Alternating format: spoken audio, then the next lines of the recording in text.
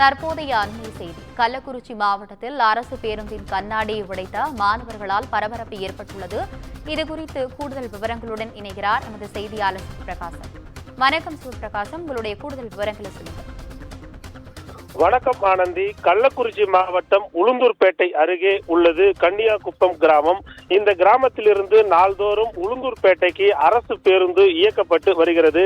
இந்த பேருந்து காலை நேரங்களில் மட்டுமே இயக்கப்படுகிறது. அப்போது இயக்கப்படும் நிலையில் அந்த பகுதியில் அதிக அளவு மாணவர்கள் மற்றும் பொதுமக்கள் அந்த பேருந்தில் ஏறக்கூடிய ஒரு சூழ்நிலை உள்ளதால் கூட்ட நெரிசலிலேயே செல்லக்கூடிய ஒரு நிலை உள்ளது.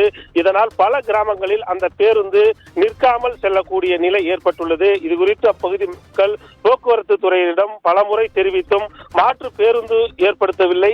மேலும் எல்லா பேருந்து நிறுத்தங்களிலும் பேருந்து நின்று செல்லும் வகையில் செல்லாமல் சென்றது அந்த பகுதி மக்களிடையே பெரும் பரபரப்பை ஏற்படுத்தியுள்ளது. அந்த நிலையில் இன்று காட்டு நெமிலி பகுதியில் மாணவர்கள் மற்றும் பேருந்து பயணிகள் காத்திருந்தனர்.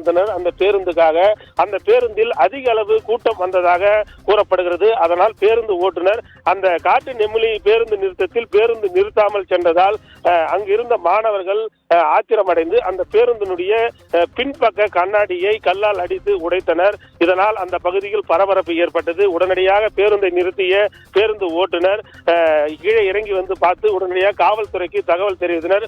இது குறித்து தகவல் அறிந்த உளுந்தூர்பேட்டை போலீசார் சம்பவ இடத்திற்கு விரைந்து சென்று அந்த பேருந்தின் பின்பக்க கண்ணாடி மீது கற்கள் வீசிய மாணவர்கள் யார் என்பது குறித்து விசாரணை மேற்கொண்டு வருகின்றனர். மேலும் அந்த பகுதியில் பேருந்து நிறுத்தாமல் பல நேரங்களில் செல்வதால் அங்கிருந்து மாணவர்கள் மற்றும் பேருந்து பயணிகள் உரிய நேரத்தில் உளுந்தூர்பேட்டை வர முடியாத ஒரு நிலை ஏற்பட்டுள்ளது. எனவே உடனடியாக இது குறித்து காவல்துறையினர் போக்குவரத்து நிர்வாகத்திற்கு தகவல் கொடுத்து அந்த பகுதியில் அதே நேரத்தில் கூடுதல் பேருந்து இயக்க வேண்டும். மேலும் இந்த பேருந்து கல்வீசி சம்பவத்தில் ஈடுபட்டவர்கள் மீது உரிய நடவடிக்கை எடுக்க வேண்டும் என்ற கோரிக்கை எழுந்துள்ளது. ஆனந்தி, உங்களுடைய விவரங்களுக்கு நன்றி சிவபிரகாசம்.